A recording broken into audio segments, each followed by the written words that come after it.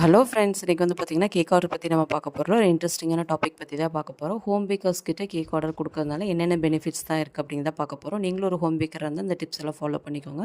First one, maintain hygiene. ரொம்ப நம்ம ஹைஜீனிக்காக தான் ப்ரிப்பேர் பண்ணி கொடுப்போம்.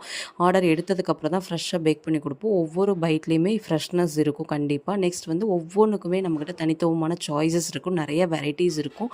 ஒவ்வொரு குவாலிட்டி ஆஃப் இன்க்ரீடியன்ஸுமே நம்ம நல்ல குவாலிட்டியாக ஃபஸ்ட் குவாலிட்டியாக தான் போடுவோம்.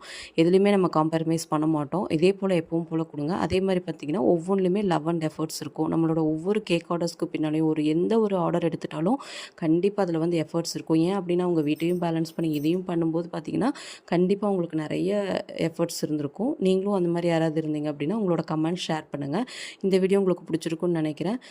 பிடிச்சிருந்தால் லைக் பண்ணுங்கள், சப்ஸ்கிரைப் பண்ணுங்கள், ஷேர் பண்ணுங்கள். உங்களோட கமெண்ட்ஸை வந்து கண்டிப்பாக கமெண்ட் பாக்ஸில் கொடுங்க. உங்களுக்கு ஏதாவது சஜஷன்ஸ் இருந்தாலும் கொடுங்க. அந்த மாதிரி வீடியோஸ் போட ட்ரை பண்ணுறேன். தேங்க்ஸ் ஃபார் வாட்சிங். பாய்.